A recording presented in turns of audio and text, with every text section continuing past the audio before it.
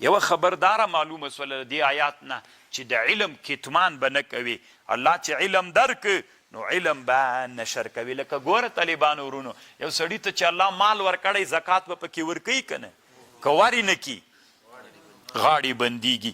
نو طالبانو ورونو چې الله چاته علم ورکړی وي نو هغه ته به هم څوک که دی خلکو ته علم ونه رسوي بیا نو بیا طالبانو ده ته هم ګناه ده. خو ګوري طالبانو ورونو دې ټولنه کې داسې انسانان شته، بعضې داسې انسانان دي چې همدا خبر سړي ته کوي چې ما ته جواب راکړه. طالبانو انسان تر خپل وسه مکلف ده.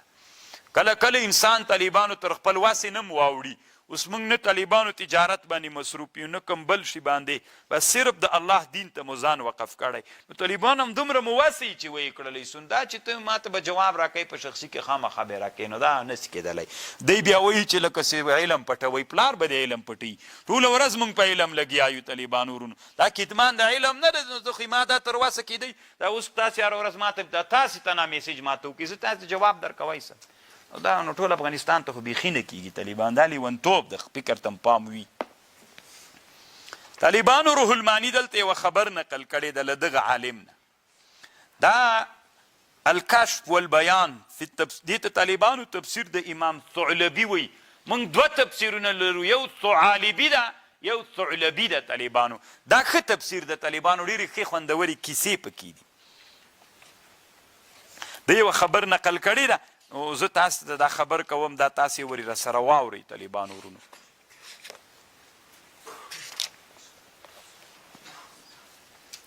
حسن ابن عمار وی زه محمد ابن شهاب زهري ته راغلم. غوږ ورته نیسئ طالبانو چې د چا ډېر مسؤلیت ده. حسن ابن عماره وی زه زهري ته راغلم، امام زهري ته. محمد ابن شهاب زهري دا هغه زمانه وله چې ویلې چې نور زه حدیث نه وایم چاته، بس ته زتي. وایي چې ورته راغلم وی دروازې سره مې دی ګیر کړه، دروازې سره ورسره ملاقي سوم. وی ما ورته ویلې ما ته حدیث ووایه. ځکه محمد ابن شهاب زهري طالبانو هغه سړی ده چې په دنیا کې د حدیثو اولینی جامع دا سړی ده، اولینی جمع د حدیثو د رسول الله دغه سړي کړی محمد ابن شهاب زهري. وی ما ورته ویلې ما ته به حدیث وی. وی ده راته ویلې د حسن ابن عماره وی ما ته محمد ابن شهاب زهري وویلې چې ته نه خبر ما حدیث ویلل بس کړي دي، زه نور چاته حدیث نه وایم. وی ما ورته ویلې یا به حدیث راته وایې یا حدیث درته وایم. وی راته ویلې تی راته ووایه. وی ما ورته ویلې غوږ سه. وی ما ورته ویلې حدثني حكم بن عيينة عن نجم الجزار قال سمعت عليا رضي الله عنه يقول ما أخذ الله على أهل جهل أيتعلموا. یعنی مطلب دا د طالبانو وی ما د علي رضی الله عنه نه اورېدلي چې په ورځ د قیامت به الله علما ډېر وزوري او که هغه خلک چې علم یې نه ده زده کړی. اول به الله له علماو نه پوښتنه کوي چې علم مو زده و، ولې مو انسانانو ته علم نه ویلی. الله به علما ډېر راونیسي هغه انسانانو نه چې علم یې نه و زده کړی، هغه انسانانو ته به صحیح ده هغوی به هم راونیسي چې ولې م نه ده زده کړی. خو اول به الله علما نیسي ولې مو خلکو ته علم نه ور زده کوو. ګورئ طالبانو دا علم باندې چې سړی پوه سي که نه، یو سړی چې ناپوه وي نه چې سړی ناپوه وي هغسې فکر کوي چې هېڅ خبره نسته. دا سړی چې پوه وي طالبانو ورونو، دا چې هغه ناپوه سړی پوه کړي بیا طالبانو ډېر خوند کوي. نو ته باید عالمه ته باید انسانان پوه کړې. وی دا مې چې ورته ویلې وی بیا ما ته 40 احادیث وویلې د محمد ابن شهاب زهري 40 احادیث. نو طالبانو د چا مسؤلیت ډیر سو؟ د متعلمینو که د معلمینو؟ د معلمینو. الله دی وکي طالبانو ورونو چې علما څه شی وکي؟ علم وکي طالبانو ورونو.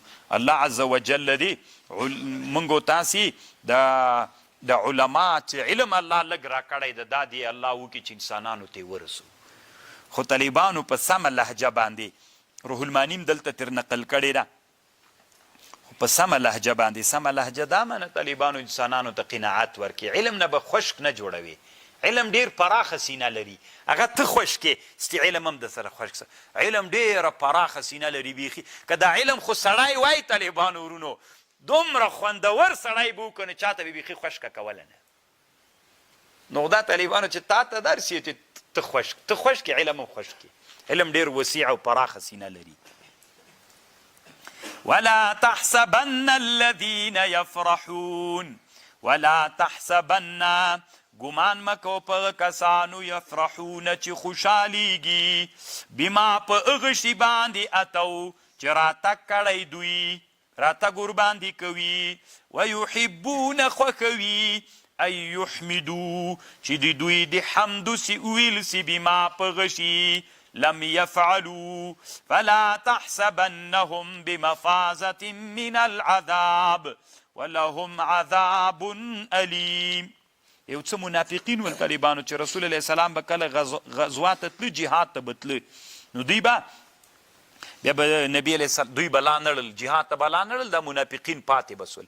بیرته به چې رسول الله سلام راغی نو ستی به نبی علیه السلام ته ورغلل عذرونه به د دروغ ورته کول. ستی به نبی علیه السلام ورته ویل زه سیده او دوی به دا خوښول چې موږ د حمد ویل سي په هغه شي باندې چې هغه شی موږ کړی نه ده. ډېر انسانان وي طالبانو که نه دوی وایي د موږ صفت دې وسي دا د انسان طبیعت و فطرت ده د ما د په هغه شي باندې صفت وسي چې هغه ما کړی نه ده.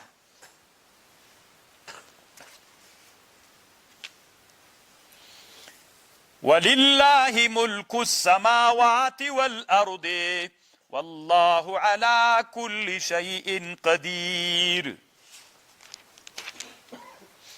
لکه کنه طالبان اوس تیر شل کلن جهاد و بعضې داسې انسانان ول کنه هغلته ول هغه جي کې نو هلته اوسېدل طالبانو ورونو خپل خدا بدرنګې خرڅول که چی کول چې هلته فتحه راغله اوس دی وایي چې د ما صفت وکړه که نه زه دا 20 کاله ولې په عملیاتو نه مصروف ومه که نه که یې ونه کړي خوا به دوی کېږي صفت به یې کوې سم کلک صفت به یې کوې چې زه کلک هلته مصروف یم طالبانو او دی به له غجې نه 20 کلونو کې بیخي راختلی یم نه وي بیخي به دغه سم یې ورې نه راغلی چې د ملت پوښتنه وکړي.